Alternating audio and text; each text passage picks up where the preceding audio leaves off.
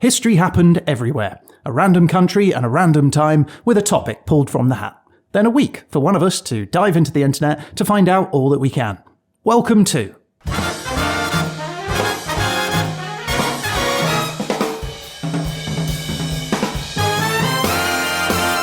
History Happened Everywhere.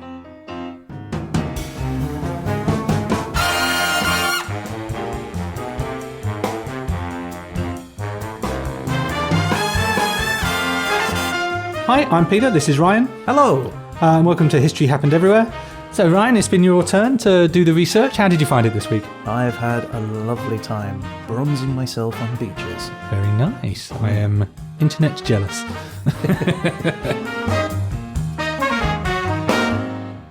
So let's just dive in and have a look back at the topics we picked last week. Previously on History Happened Everywhere. So it's time this week to return to the Derslater, see what she throws up. I think I've called her a she now. I've decided Derslater is a she. Like a good ship. Okay. A good ship Derslater. Yes, let's see what the good ship Derslater throws up this week. Okay, Ryan, your country is Indonesia. Okay. All right. Yeah, I'm happy with that. That's fine. There's a lot of Indonesia. It's a big place. Big place, lots of history. Your time period is... Oh, well, I mean, you should be comfortable here. This is 1930 to 1940. I think we had done exactly this one. that. Anyway, so cool. Indonesia, 1930 to 1940. And your topic is... travel. Okay, so travel in Indonesia from 1930 to 1940. Correct, sir.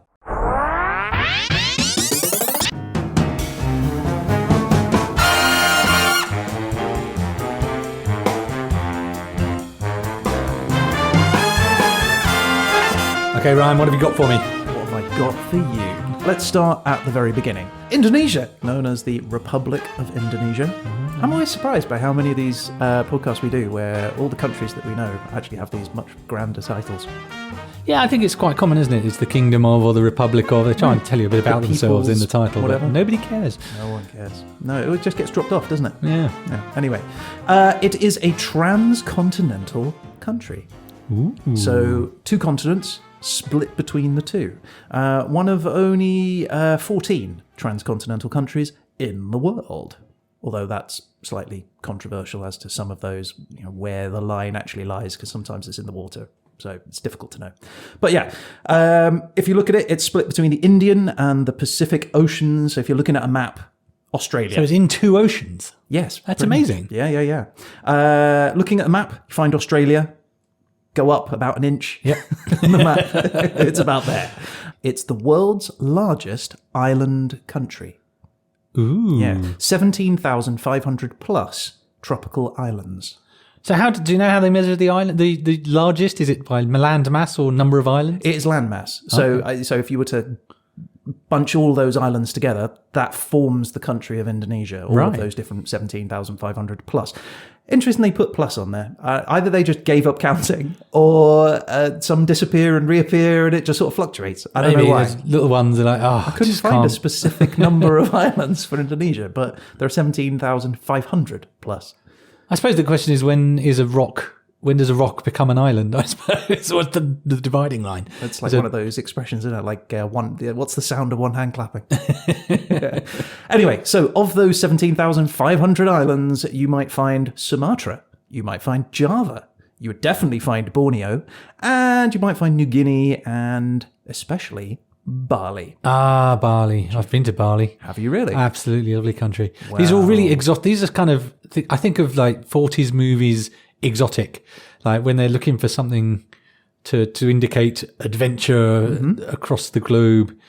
Those are the islands you heard about, east of Java or Bali, or they all ring of adventure to me. Well, that is the most prescient thing you could possibly have mentioned or talked about at the very beginning of this podcast, because a lot of what you just described is going to get picked up in some level of detail over the next hour, I would suppose. Anyway, so let's get to our favourite bit of my favourite bit of the podcast. The combined landmass of all of those islands in square kilometres, 2 million. 2 million? 2 million square kilometres. That's a lot of France's. That's 750,000 square miles. That's a lot of landmass. It's 3 times the size of France. 3 France's. I think that might be our biggest yet. Oh, by far. Yeah. That's 3 France's. 3 France's. Stick a France next to another one, and then add another one. Pop another France on that. There's your Indonesia. And then break it up and scatter it, presumably, across a bunch of sea. A lot of sea. Yeah. Wow. Okay, there are 300 ethnic groups, and there's currently 270 million people there, half of which live in Java. Half of them live in Java? Half of those, yeah. So 135 million people all live in Java. The rest split across all those other islands. That's really chunky, because the last few places we've been to have all been quite thin in their population, haven't they? So this is quite an interesting. I'm interested to see what comes out differently with so many people packed in. All right. Don't get too excited. Okay, so of those islands, they cover obviously a lot of ground. You would expect that to encompass a lot of geography. And you are going to find mountains, volcanoes, jungles, forests, beaches, pretty much everything. I feel like you're an Indonesia salesman. Wow, we've got beaches, we've got mountains. What do you want? I got the lot. There is such a huge variety of biodiversity there. It's studied by all sorts of scientists that have been going there for over a century, perhaps longer, to sort of study the fauna and flora of those islands. Let's talk about tourism. You've got 16 million people visit Indonesia at the moment, a year.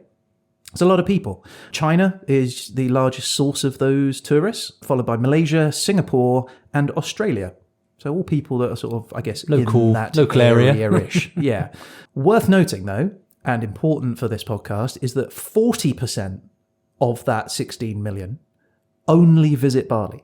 So of that landmass, 3 times the sizes of France, 40% of the tourists all go to Bali, which is just 0.4% the size of the whole of Indonesia. So one tiny island. Yeah, that's where I all went. the tourists go. Yeah. So thanks for contributing to that. I did my bit. Yeah. And so I guess that gets us to the point of this podcast, which is obviously we're going to be talking about the 1930s and 40s. So we'll come to that in a bit. But the question is, why does Bali have that many tourists? Why are so many people, literally 40% of all the tourists they have in the whole of Indonesia, all going to this one specific island? Well, I guess we're going to find out.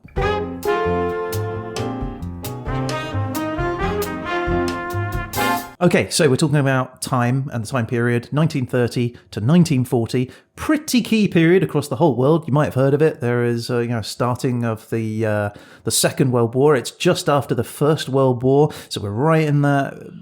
The World War time. The World War time, yeah. Great Depression has been...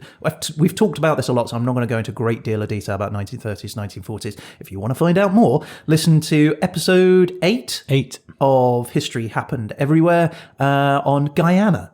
So 1512. This is when the Portuguese first arrive. They do that. Every good story begins. Yeah, they arrive. So the Portuguese turn up in their ships, and you know what? They find nutmeg, they find cloves, and they find pepper, which was pretty exciting to them. Nutmeg's super expensive back in the day. It was super expensive. So they literally found gold on this island. The Dutch and the British shortly followed, skirmishes between those. And by 1600, the Dutch East India Company becomes the dominant European power. The Dutch are in that area then for the next few hundred years. And by 1800, the Dutch East India Company goes bankrupt and they move into colonizing instead. They decide, you know what, we've had enough shipping and transporting this stuff around. We're just going to move in and take these places for themselves. So that's what they do. And they kind of expand across Indonesia, the whole of the archipelago, and they form what is then branded as the Dutch East Indies. 1850, the Dutch decide that actually all these little kingdoms of warring tribes within Bali itself, it'd probably be better if they just took control. So when 2 of these kingdoms start warring internally just against themselves, the Dutch step in and intervene. Help out in very big inverted commas. Yes, exactly. And funnily enough, they end up controlling the north of Bali at that point. They start to introduce a colonial style administration. They're putting in roads, they're doing vaccinations, the education. There's this sort of colonial aspect of improving and modernizing the lives of the natives that live there. The Dutch intervene then in the south, two warring tribes in the south. I don't know why they thought maybe that would be any different, but the southern warring tribes decide to let the Dutch intervene in those wars, and funnily enough the Dutch end up with the south as well. So they take control essentially of the whole country at that point. They eliminate the royal house. There's about 1,000 deaths. It's pretty bloody, and the native dynasty that was ruling at that time is now over. The Dutch are fully in control. So you'd think that would be the end of the story, only it's not. What happens is the Western press get involved and they start saying, you know what, Dutchies, all this blood on your hands, it doesn't look very good. And the Dutch go, you know what, you're kind of right. We're going to step, now that we've done it, I guess we can just apologise.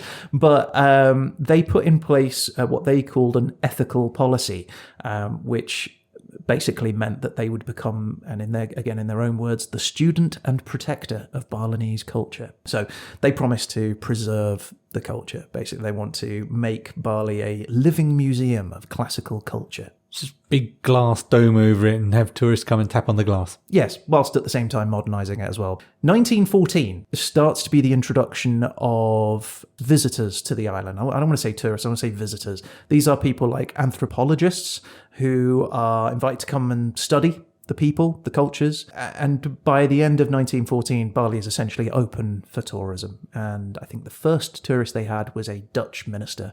A religious minister or a... No, sorry, like a politician. Politician, yes. 1920s. So 6 years later, we've now got this sort of first wave of tourism coming. And by wave, I mean 100, 200 people. It's not many, but it's more than they had before. And these are people that are coming to look around, spend money, enjoy the beaches, enjoy the lifestyle, see the local people in their natural environment. This is helped by the fact that they introduce a new steamer ship on a regular basis from Java. So they didn't have this before. You had to sort of charter a vessel to get to Bali beforehand. Now you can buy a ticket and you can get on a ship and head to Bali. So this is all part of that process of getting money into the island. The first people to arrive are artists, intellectuals from Europe, those post-war that perhaps are still struggling with the trauma of the war, so sort of war-torn Europe. People are trying to look to get away from that. Those who could afford it obviously would travel. Traveling in those days took time. It was a leisurely pursuit. It wasn't something that you just did to get away for a week.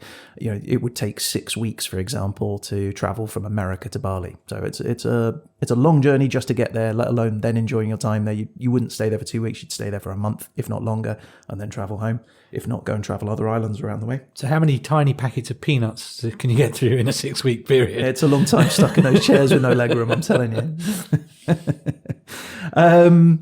So this artist colony becomes established, and this is kind of important as like a real kickoff point for Bali and tourism in general. The colony is run by a German, a painter called Walter Spies, as in like James Bond. That's a name to conjure with, isn't it? It is, and he served as the unofficial warden guide to the artists, the visitors, the musicians, filmmakers, these people that came to Bali. Charlie Chaplin, you might have heard of him. I'm aware of his work. Yeah. The Tramp, famous movie star, movie producer. Noel Coward. Oh, really? He was a spy, wasn't he, Noel Coward? Yes, him and Walter Spies. Ironically, Walter Spies wasn't a spy, but Noel Coward was. He wasn't a coward, funnily enough. So there was this culture that was going on. Artistic people. There are books, there are articles, there are postcards, there are paintings, there are poems, there are little films that are being made. all promoting the island in a very simplistic style. So you can buy a beautiful postcard to take with you, and these were being circulated around the world. Word is starting to get out that Bali is this beautiful, sandy beached, bronze peopled, So they've accidentally loving paradise. created themselves a marketing department.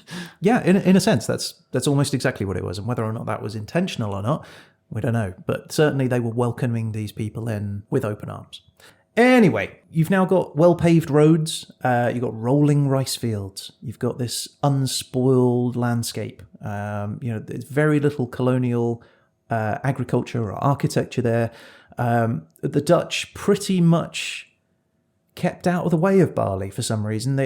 I guess perhaps because they saw it as being this tourist opportunity or something that they could sell. They didn't want to spoil that landscape. But much of the rest of Indonesia didn't escape that, and so there was a lot more direct modernization and change that was happening on the other islands of Indonesia, but not in Bali. Maybe they were just thinking, this is nice, let's not cock it up. And so by the end of the 1930s, you got a sort of 3,000 tourists a year, which doesn't sound a tremendous amount, but is a significant amount given the time period and the amount of travel that would be involved to get people to the island. Yeah, the journey must have been, it's a very non-trivial exercise. It's not, you might grand tour around Europe and you take a train and it might take you 6 weeks, but you're talking about ocean-going voyages here, which is not something to take lightly, really. No, this was a journey for the jet set. This was for the rich and the wealthy and those that were invited. So what turns this beautiful paradise resort into that hotspot tourist destination? It might surprise you to learn that the answer to that is based in America.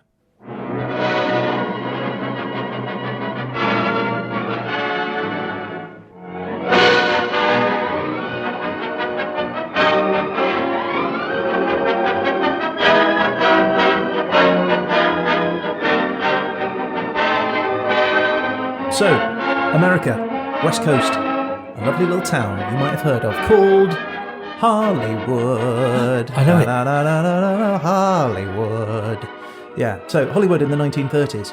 It's going through a bit of a change, a bit of a revolution. There is an era of sort of social change that's happening within the country. There is economic uncertainty still from the Great Depression. The Roaring Twenties has happened. Black Americans and poor whites now have this new spending power, which they didn't perhaps have previously. Women are now wanting a different lifestyle for themselves. They want to be seen as being socially and sexually liberated as men. All those lavish musicals that you might associate with the 1920s, they've stopped. Cinema is now starting to reflect a different side of society. You're starting to see more grounded, grittier, I say grittier films for the 1930s. Relative, right? Relative, yeah. But for them, it was much more gritty. It was reflecting the poverty of the Depression. There are 3 types of studios in Hollywood, okay? There are the Big Five. Let's see how many of the Big Five you can name. 1930. MGM.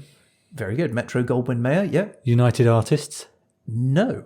United Artists are not in the Big Five. Okay. Paramount. Paramount Pictures, second on the list. Very good.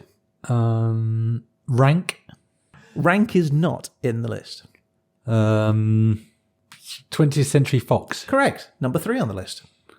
Very good. Really struggling now. Struggling now. How about a little company called Warner Brothers? I know them. Yeah, and you might not have got the last one, which was RKO Pictures.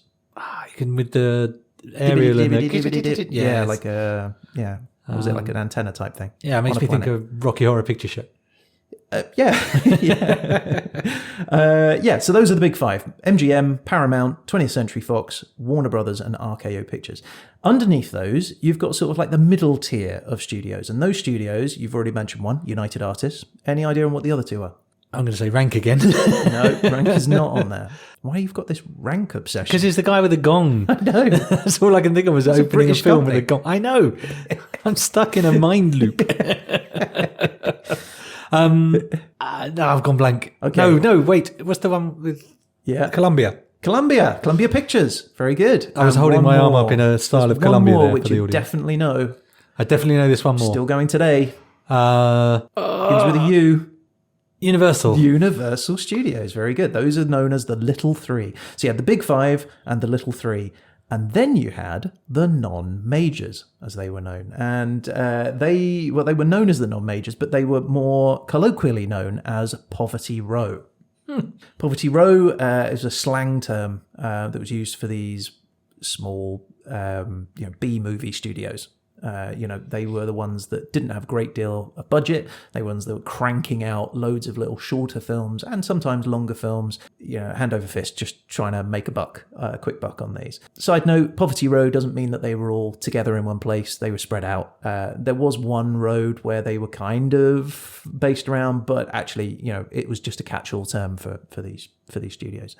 Low budgets, cast of actors that are usually sort of unknown, low-rank stars of, a production value that was cheap and fast. Just crank out these films. They would make serials, so they would make westerns. You might have heard of Billy the Kid. They did Bowery Boys, which was like a comedy adventure type series. And then you've got like the detective stories as well. The Shadow, you might have heard of. If they weren't making their own product, they were repackaging, reselling other product that they would buy from other studio films that hadn't perhaps done very well. They'd add a new score, add a new scene, or they'd do something to it and just try and sell that. Basically, this is just, let's make a buck out of movies as much as we can. Less of the glamour of Hollywood than you would imagine. I'm ready for my close-up. Yeah, and look, what comes from that is an attraction to the more base level audience, those that are looking for action, that are looking for romance, that are looking for comedy. They're not looking for high art. They're just looking to be entertained. I think this is a model that we see everywhere, really. There's always been broadsheets and tabloids in their equivalents in every endeavour, really. Yeah, where there's a market for it, absolutely. There's always going to be some cheap produced pulp fiction, literally. Yeah. So I guess this is cinematic pulp fiction. That's exactly what it is. And what they're doing, because that's the sort of the base level that they're attracted to, they're pushing the boundaries of what's acceptable, especially when it comes to sex. There's no internet then, right? So, it's not like now, I've heard, that you can look on the internet and find erotic pictures, imagery that are, can tantalize you in any variety, shape or form within microseconds. Also, I've heard. Is that what your school taught you? You may be tantalized on the internet. Beware. Yeah, no, this is America in the 30s. All right, you've got naive people. You've got these sort of monogamous church-going folk that are, or sort of like modest immigrants. This is that style of America. People aren't very open and open-minded and outspoken about these things. Very much you keep it indoors.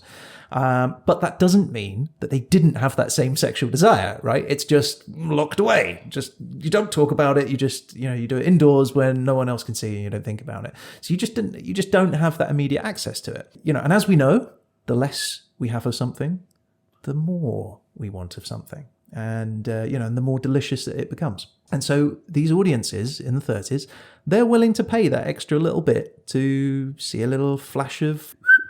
A little bit of ankle. A little bit of ankle. Ooh. Maybe a little bit more, who knows? Cough. So the studios start doubling down, right, on producing more content that appeals to that audience. That is an audience out there that's willing to pay good money for it. And so in one survey, between 1932 to 1933, of 440 movies that were made, so 440 movies, 352 had a sex slant, 145 had questionable sequences.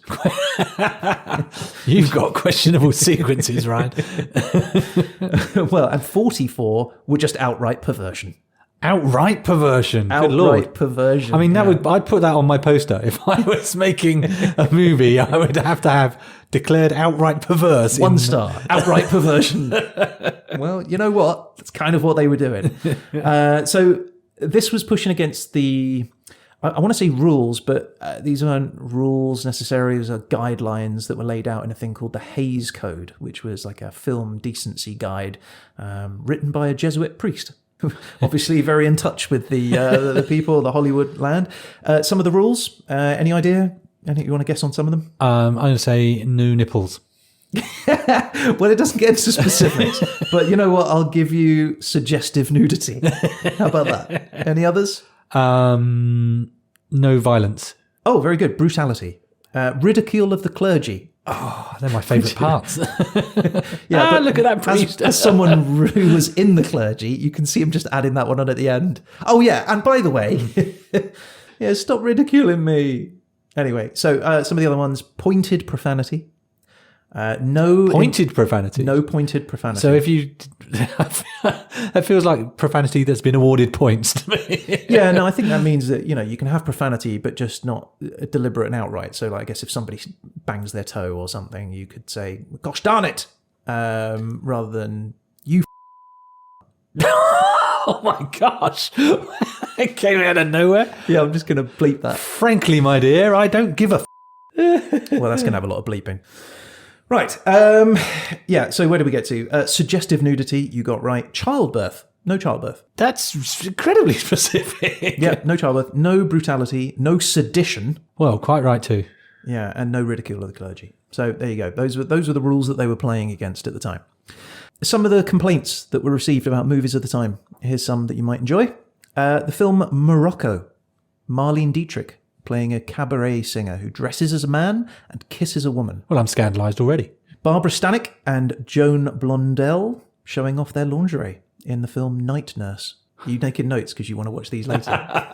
Just filing a few away for future reference. This one I like. Little Caesar, 1931. Audiences were cheering for the gangsters rather than the cops. Apparently that was on the studios because they were making the gangsters too attractive, sympathetic. Yeah, and the priest insufficiently handsome. Yes.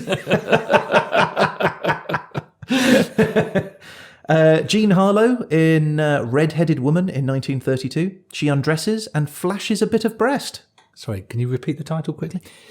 Red-Headed Woman. Hang on, red. Yeah. Okay, so yes, that's interesting. Carry on. And then, which bit of breast, actually? Now I'm going to need more details, actually, Ryan, I realised. I'll show you the links that I've got later.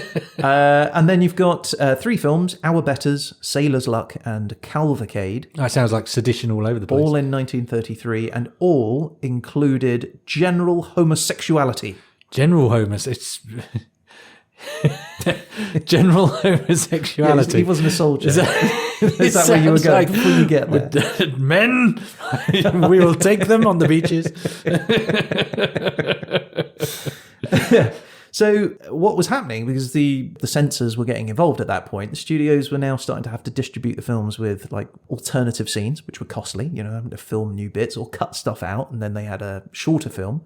But they were having to do that to get around the censorship. This was made worse, 1934, and this is the point where you'll have all seen, I'm sure, at the beginning of a film where it has a certificate at the front which says this has been certified. That's when those certificates first come in, 1934, for these reasons, because, Marlene Dietrich dressed as a man and kissed a woman. How dare she? It's because of her we have certificates now. Thanks, Marlene. And quite right too. So they were being pushed to make movies that promoted sort of more wholesome American values, and that would improve the morals of the audience. That's why I go to the cinema. Well, that's what they thought that the audiences wanted. Turns out what that resulted in is fewer tickets being sold. Surprise. Yeah, surprise that. Yeah, so how to give the audience what they want whilst also avoiding the censors.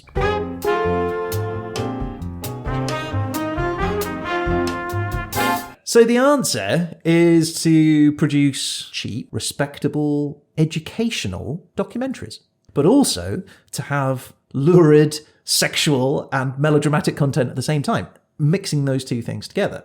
And that's pretty much what they do. They wanted to hide this stuff inside the film so that people would be compelled to go and see these films. So what they started to make is these sort of documentaries that focused on issues of the day. So you may have heard of some of these. So I'm just going to give you a quick rundown of some of those type of films they started to make as a response. Marijuana, and in the same year, Reefer Madness. Oh, Reefer Madness. I've seen Reefer Madness. Well, there you go. So this is where innocent teenagers are become addicted to reefer cigarettes, which I guess marijuana, which are pushed on them by drug dealers. And these were shown around as educational pieces, how to avoid becoming hooked on drugs. Children of Loneliness, 1937. Oh, that's sad. Yeah, and this has 2 films to it. These are about the perils of homosexuality. With one of the stories being, and I shouldn't laugh, but this is funny, a vindictive lesbian who is obsessed with her roommate, throws acid at her when she can't have her, but misses, hits herself in the face, runs out into the street and is hit by a car and killed. That would get greenlit today. I'm absolutely certain. I just call it vindictive lesbian. Already, where do I sign? How much would you like written on this check, Ryan? That is a film that people will flock to. Right?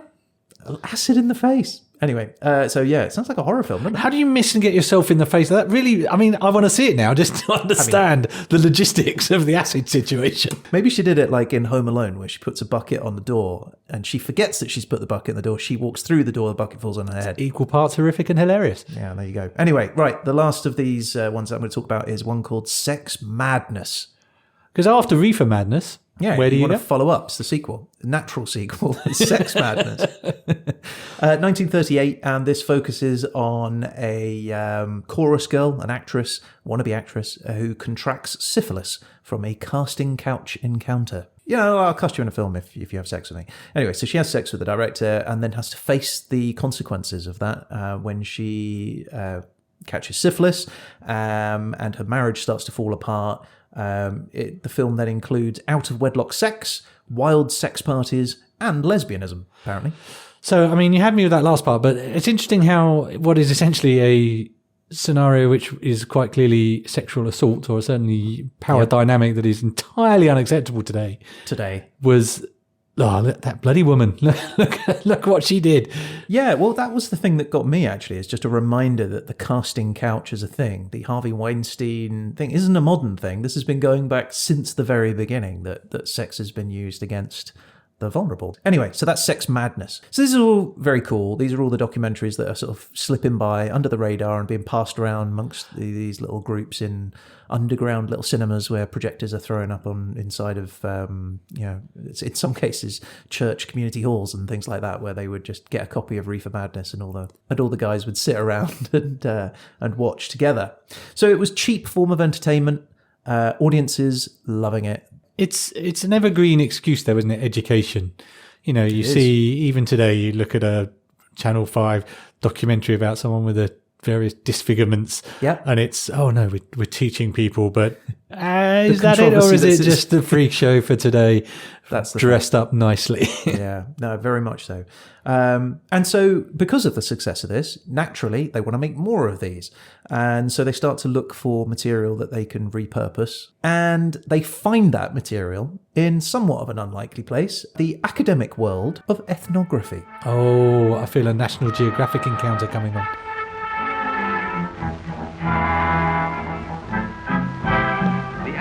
Starting place of the expedition in Africa is the little village of Akeza, in equatorial heat on the mud flats of the Niger River, and we are already over 10,000 miles away from home. So, travelogues start back in the late 1800s. People start using cameras as they're being invented. Moving picture becomes a thing.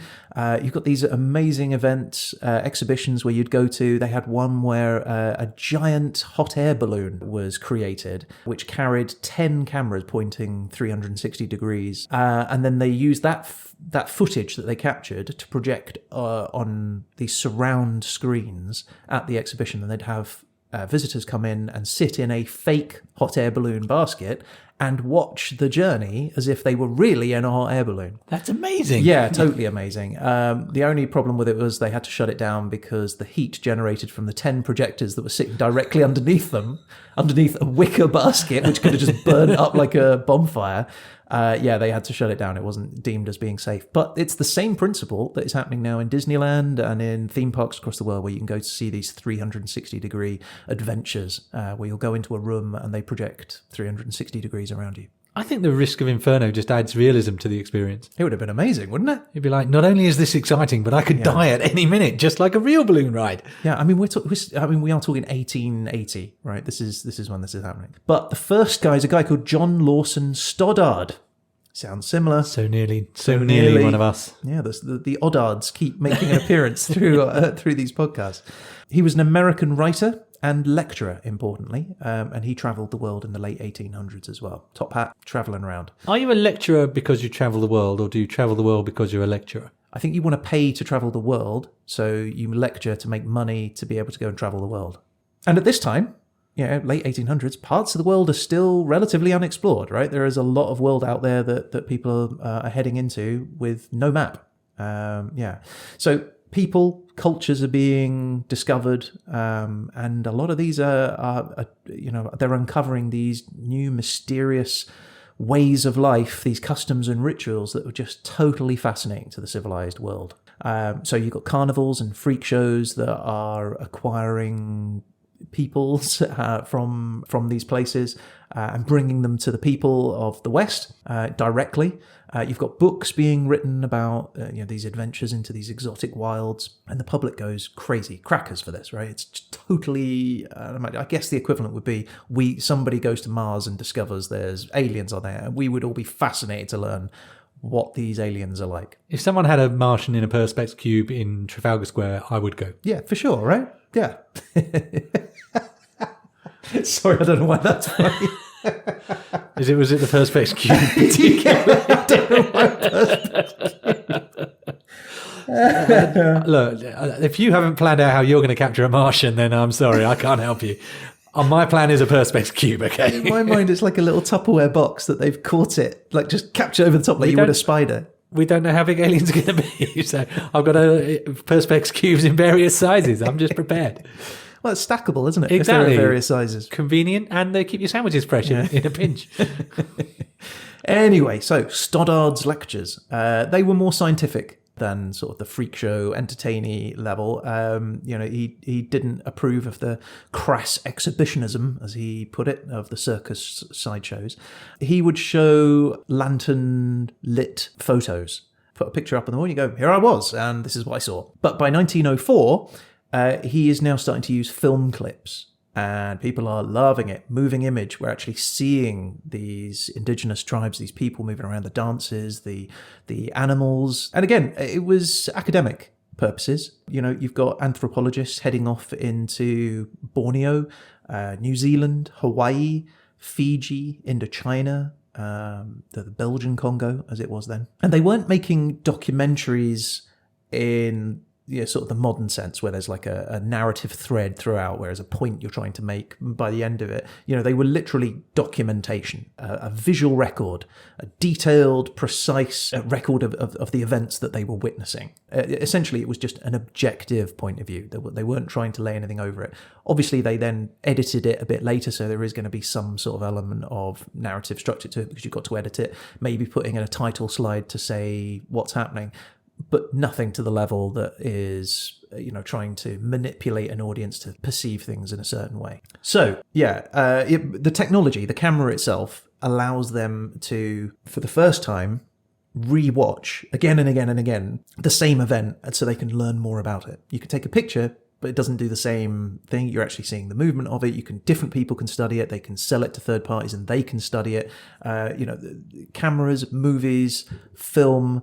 They're all introducing this change to how science is done and anthropology is done. But because of that public interest, these films were also had value. And studios were interested in purchasing these because everyday folk wanted to see it. So you've got studios starting to make films that take footage, but also add the filmic, the cinematic element to it, a narrative structure to it, a drama to it. So you've got films like Nanook of the North, which you might have heard of. I've heard of that, yeah. Yeah, Nanook of the North, which is sort of obviously about Inuit peoples. I didn't realise that was that old. I always thought that was 1922. Like a 60s-ish movie. Well, maybe they remade a version of it, but 1922 is when it was filmed first, and that's kind of one of the first of these where it's somewhat scripted in terms of what you're seeing on the screen, but then it's intermixed with real footage of them going about on boats and ice hunting and ice fishing and that sort of stuff. You've also got Chang, a drama of the wilderness. That happens in 1927, very similar style where they're mixing melodrama to create, I guess, to keep people watching, really. What's going to happen next, rather than just, here's an image. This is them dancing. This is them doing the things that they're doing. It's keeping that audience entertained. And the audience loves it. They respond really positively, both to Nanook of the North, which obviously many people still talk about today, but they reacted most strongly to those films which focused principally on Indigenous women. I see you smirking, and there's a reason for that, and that is because mostly the Indigenous women that were filmed were either fully or nearly nude. So the American censors, as we've pointed out, they're as uptight as they were. They allowed that. They were fine with the nudity of Indigenous people because it was seen as being educational. How do you feel about that? I feel that this is unchanged since my childhood, when National Geographic magazine would occasionally have picture profiles of various tribes people that gave one a funny feeling in your tummy. Well, that's exactly what was happening in the tummies of those uptight Americans and those in the West. That's exactly what was happening. They were allowed to see some boobies for the first time outside of perhaps their wife or themselves, and they were attracted to it. They wanted to see more. So, Poverty Row. They'd found in this footage their Trojan horse for getting around the censors. They could create content that looked wholesome, that was educational, and yet was really just an excuse to show naked women on screen. I'd love to have been in that meeting. The PowerPoint slides were like, so we've discovered that people like boobs, Yes. but we're not allowed to show boobs. But wait. Yeah, but wait, there's more. So they start to rush to make these movies, all right? Travelogues, documentaries, they really didn't care. They basically, as long as it had nakedness in it, and in some cases just shocking behavior as it was seen then, they just didn't care. Whether it was straight, they fabricated it. They just made movies no matter what. So if they could get great footage that was real, great. If not, we're going to make some. So we start seeing movies such as Ingagi, 1930. Tell you that this is the story. An expedition to the Congo finds a tribe who give their women over to gorillas as sex slaves. I've heard of that tribe. That's the pitch. Yeah. Greenlit. One scene shows a naked woman emerging from the bush to mourn her dead gorilla lover. And another scene where a topless woman, obviously, cradles her baby, who happens to be covered in patches of glued-on fur. Gosh. At last we had penetrated into the heart of the Ingagi country, where no white man had ever been before. We were soon to be thrilled by what met our gaze. A company of women, unclothed, apparently living like animals. Could these tales be true? Tales we had regarded as mere legends of a native tribe, lowest of all in the scale of humanity. Stories of their strange traffic with the great apes, creatures scarcely less intelligent than themselves. In the background, you will see a gigantic Ingagi accompanying the women. One had a child hugged to her breast. A strange-looking child, seemingly more ape than human. Implying that she'd had some sort of human-gorilla ape hybrid. I don't know, man. Throw in a vindictive lesbian and I'm interested. You're not into the gorilla-human... I mean, to say a bit racist is to understate it quite considerably, isn't it? That is... They weren't so bothered about the racism part, I'll be honest. No, I get that. That was the bit they weren't so worried about. Anyway, so advertising. So the big poster, billboard posters, showed a gorilla groping a near nude woman. So this is this is a painting, but it is literally a nude woman who has her breast grasped by a gorilla who stood behind her. And on the poster it says, "An authentic, incontestable celluloid document showing the sacrifice of a living woman to mammoth gorillas." Shocking, right? And every bit of trade that goes out, and I looked at a fair few of these just to check. Oh, yeah, did you? I did. It's for research, yes. Yeah. They, this is the trade, like reviews, because I wanted to see what they were actually saying. And they were all saying that this is real footage, that this was filmed on a 2-year expedition to the Belgian Congo. And as it turns out, where was it filmed? Los Angeles. And those native women, the tribeswomen, white actresses in blackface. Oh, it just gets more and more orcs, doesn't it? It does. So you'd think that this would just slide off the radar, right? Something as awkward and racist as that. Nope, becomes the second highest earner of 1931. I mean, literally. So the highest grossing film, 1931, Frankenstein. Oh. The classic Frankenstein, which made $12 million, 34 million tickets sold. Ingagi took $4 million with 11 million tickets sold.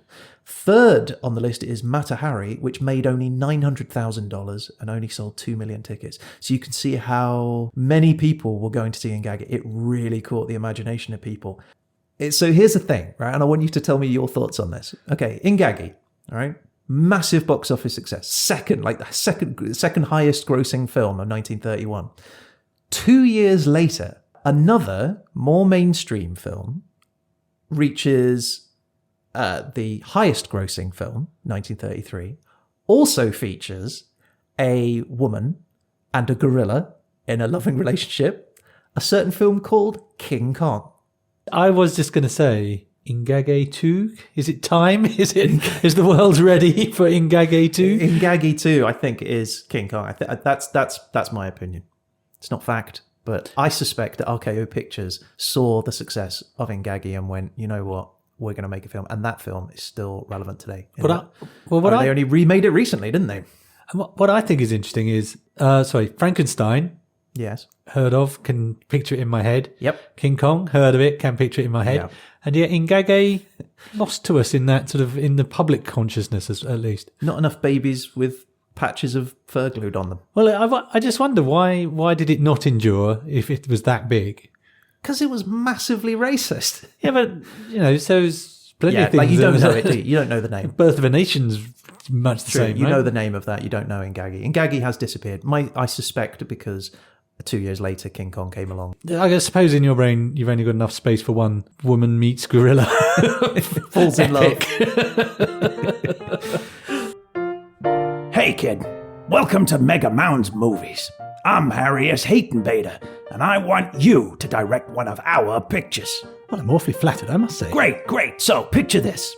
An expedition deep into the heart of Peru. Native girls falling in love with gorillas. Well, gorillas aren't actually native to that part of... Great. And these native girls, they get in bathing pools and they rub each other down. They're applying oils onto their bronze skin. It's ethnographic, see? Well, there's rather more to ethnographic study than simply following ladies around. Great. Well, we shoot on Monday. Monday, it's at least 6 weeks to travel as far Travel? No, the sets are already built. as... Sets? Yeah, well, we shoot the whole thing here at the studio. 100% authentic. So, are you in? Sir, your film is scientifically inaccurate and geographically insane. And if you think I, the director of Slippery Sex Sirens of Busty Borneo, am interested, you are sorely mistaken. I'll give you $100. Where do I sign?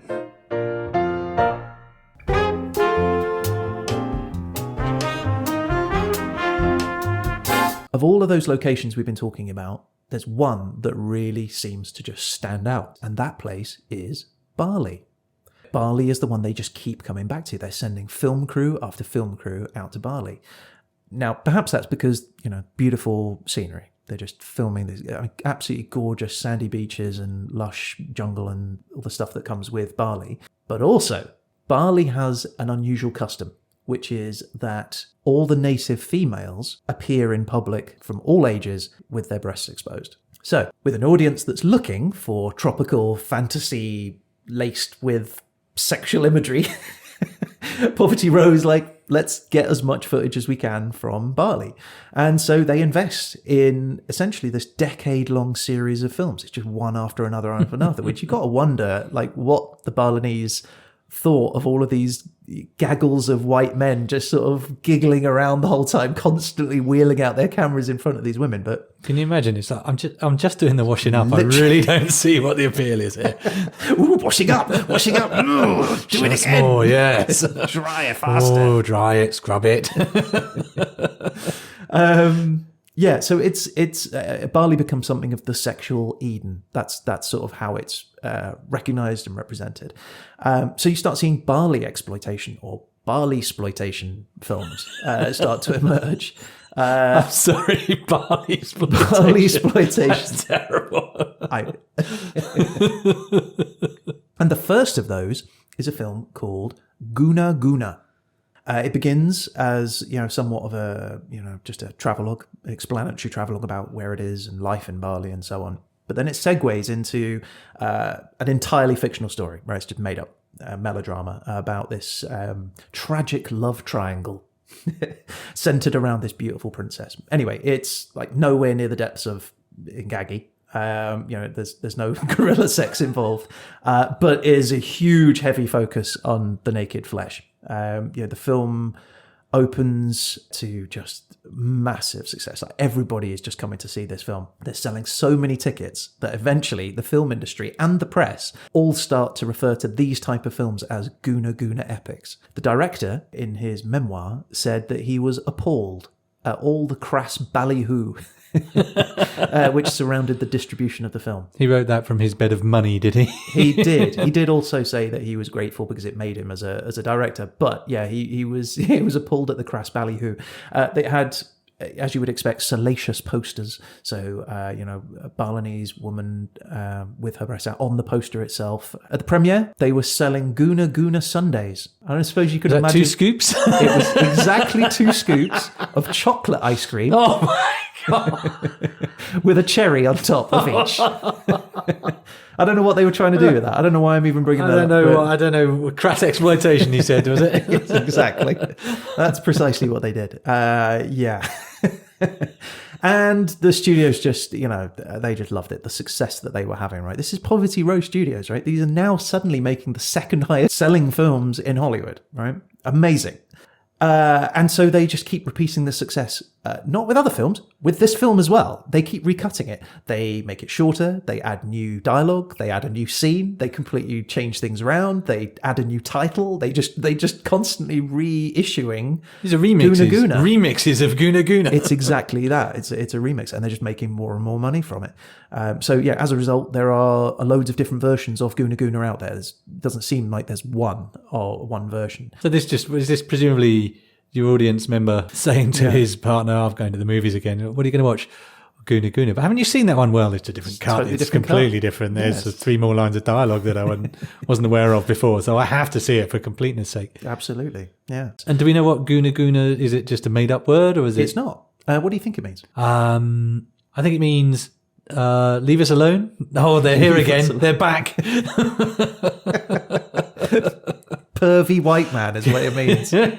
No, it doesn't. It's an aphrodisiac love potion. Love powder is the actual words. But it also means a kind of an evil magic.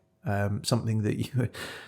This is really what it means, is rehypnol, because it's something that you would use to cast a spell on somebody who's unwilling. Oh, my lord. Right. Okay. Yeah. An fair unwilling enough. victim. You would use Guna Guna Guna. Guna. Yeah. But what's astonishing is that Guna Guna also, in this sort of rage and passion that everybody has for Bali in the 30s, Guna Guna also becomes an expression. People in New York are talking about any kind of sexual activity. Guna Guna is there. And apparently it's rare, but people are still use Guna Guna as an expression to, of sex.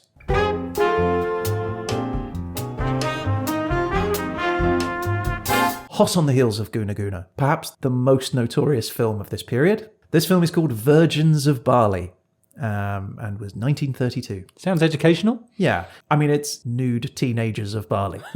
And by teenagers, I mean teenagers. Ooh. Yeah. I would play you some of it, but for copyright reasons, I won't. Will you reenact some of it for me? I definitely won't. All right, I'll take my top off. Right, it's presented somewhere between a sincere travelogue and then somewhere between sort of targeted marketing for a sexual predator. Okay, so here's some quotes for you, Pete.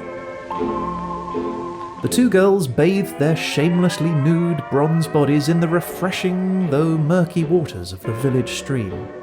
They massaged their skin with coconut oil as protection from the harsh rays of the equatorial sun. Young men, mark my words. That barley oil leaves telltale stains in twice as many places as any face powder. Any idea what you might be alluding to there, Pete? where barley oil might leave telltale stains, where face powder might also be placed. On your pillow. On your pillow, exactly. You don't want to get coconut oil on your pillow. I kind of like coconut. It smells nice. Okay, so it's getting a little bit filthy. How about this one? This young lady is barely 10 years old, and this one 12. The smaller one is pledged to marry a local Raja as soon as she is 17, the nubile age of Balinese girls. Though she will be one of several wives, she won't be one soon forgot. Her coquettish ways and that tantalizing pucker of hers could tell anyone that, even a Raja. We're talking about a 9-year-old child. Straying into heavy Lolita territory now, aren't we? It's like, oh, that sounds... Oh, no, it's a child he's referring to. That's a 9-year-old girl he's talking about. Her coquettish ways and that tantalizing pucker of hers. Okie doke. Anyway, men, on the other hand, we're told to do as little as possible, except cockfighting. There's a lot of focus on cockfighting, tying poison-dipped razor blades to the cock's legs and watching them fight. But essentially, it's super creepy, and what's worse is it's been re-released for decades. I think it's always been a trope, hasn't it, of the wanton, savage, foreign person. Yeah. Combined with, I guess, you're away from home, being on tour, as it were, that there's a freedom to not being in the society that you have to conform to. There was no consequence. So, yeah, you can imagine the appeal for sure. And this legitimizes it. It's a mainstream movie. It's absolutely crazy. Anyway, Legong. So this one, story is 2 teenage sisters perform the Legong, which is, as you might guess, a dance of the virgins. Is it now? Yes. The girls live with their father, whose passion is... Sexy dance? No. Sexy What girls? do all men do? Oh, nothing. No. Lazing around. And? Fishing. No. Where did fishing come in? Cockfighting. At a temple feast, one of the girls meets a young musician and promptly falls in love with him, which is quite lovely. She makes plans to perform her last dance. Don't know if you know what that might mean, if it's a virginity dance and she's not going to do it anymore. But it signals her betrothal to the young man. But her other sister falls in love with the musician too. And Dance off.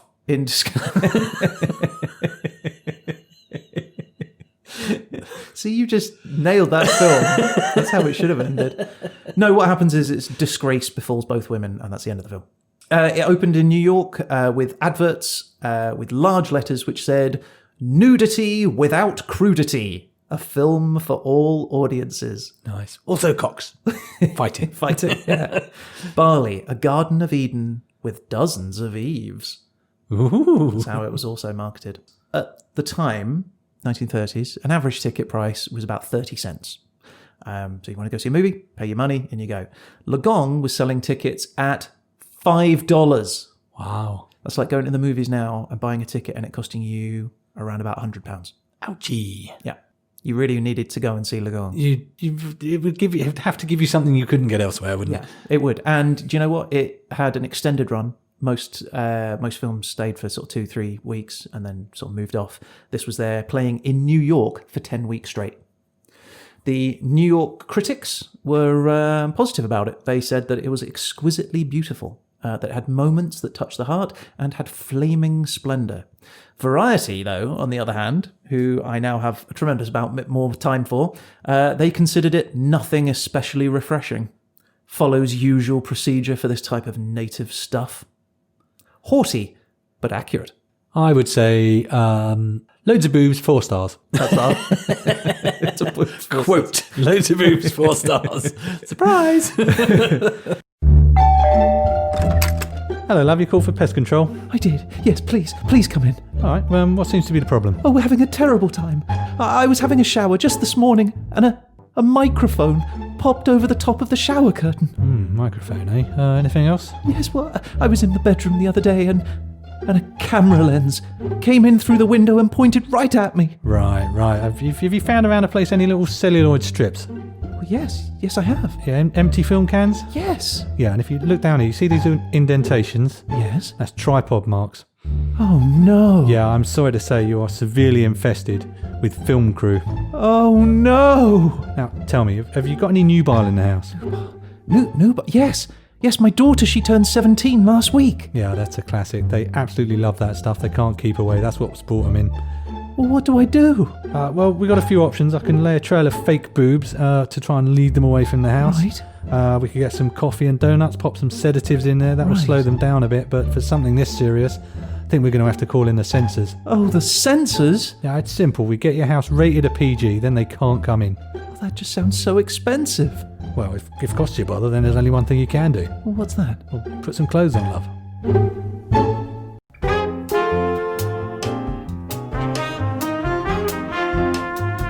So, where are we now? We're at the result. That's kind of our journey through the 30s. Just film after film after film. Those are just three of lots of these little travelogues. And how many of these did you watch for research, I Ryan? watched everyone several times over. No, I watched a few. They're available. That's what's amazing is these still exist out there. How do they bear up though when you're watching? Are they just really tedious because it's also slow moving, and obviously the sexual side of it is not that interesting anymore? Okay, given that a lot of them reuse the same footage and it's very similar stuff, I watched maybe one or two of these. And bear in mind, they're not 80 minutes long, right? So, these are shorter films. I probably watched two of them. And, at that point, you kind of get the idea. Yeah, but it is astonishing. Like the focus on the nakedness is just out. I mean, I don't know, even with modern eyes, or even then, maybe it's an overwhelming amount of nudity that they're pushing. It's very clear what's happening. Also for the poster, an overwhelming amount of nudity. 5 stars. Yeah. So there you go. So there is a craze. This is the 1930s, a literal craze in New York for everything Balinese. It was seen as an escape from the values of the West, a spiritually deeper, richer world that awaited you, the other side of the world. This was real fantasy land stuff. One author I found wrote in their memoirs that it was a rainy afternoon, and walking down Hollywood Boulevard, I stopped before a small theatre showing a foreign film, and on the spur of the moment decided to go in. The film was entitled Bali, the Last Paradise. I became entranced. The picture was aglow with an agrarian pattern of peace, contentment, beauty, and love. Yes, I had found my life. I recognized the place where I wished to be. And sure enough, they moved there.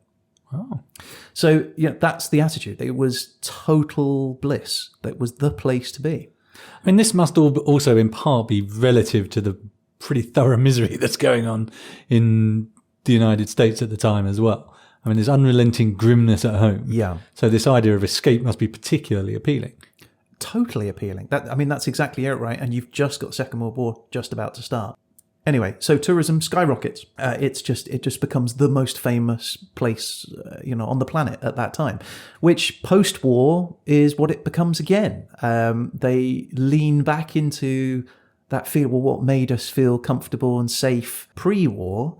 It was Bali, and so Bali becomes popular again. And I don't want to. Obviously, I'm not going to talk too much about other periods, but 1950s specifically, you've got things like Broadway and Hollywood doing The King and I, South Pacific, films that were total drama rather than sort of travelogue based films. This was all about let's play up the dream, let's play up the fantasy and get people feeling how they felt before the war and more, I don't know, willing to spend money, I guess. Which is ironic because vast numbers of Americans then had much more experience of the South Pacific than perhaps they ever really wanted to.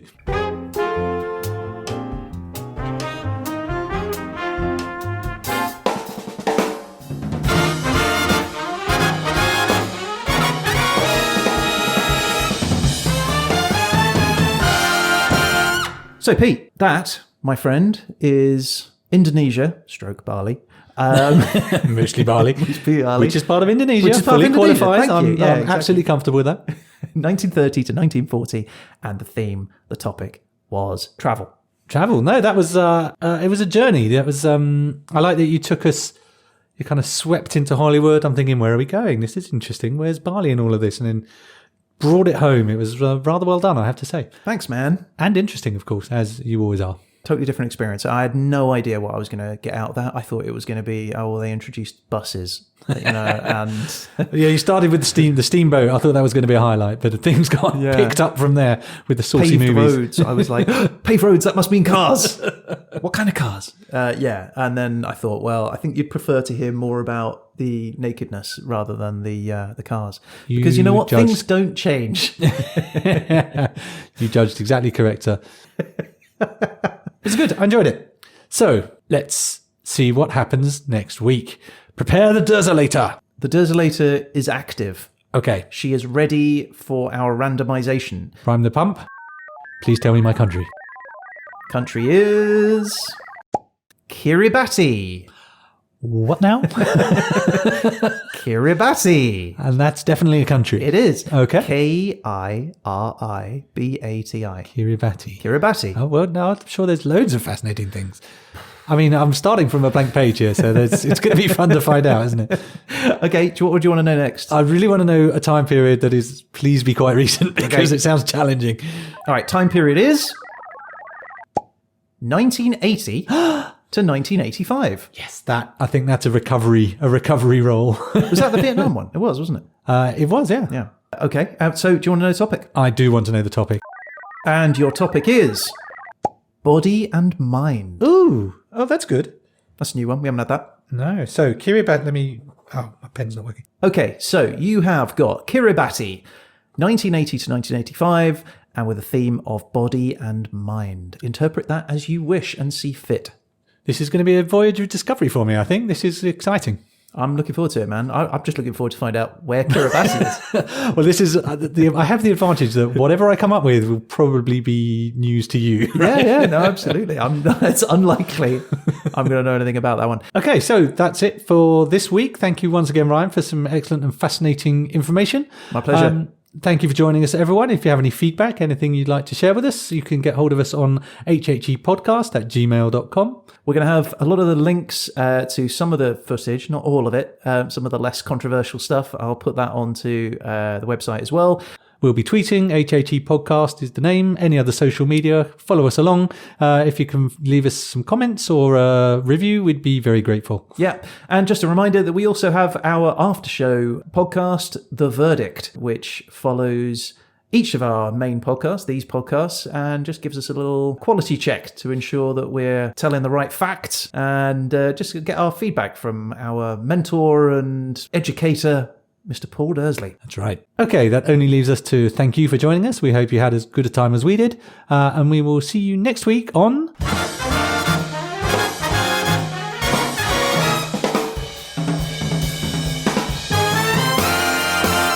History happened everywhere.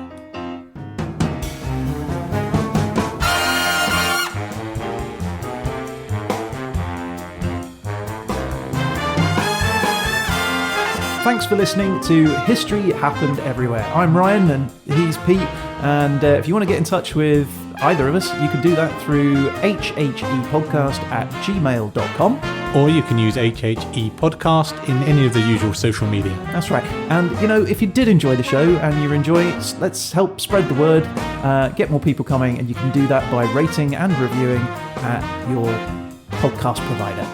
We'd love to hear what you think, as long as it's nice. Yeah, please be nice. Be nice. We're Okay. very sensitive.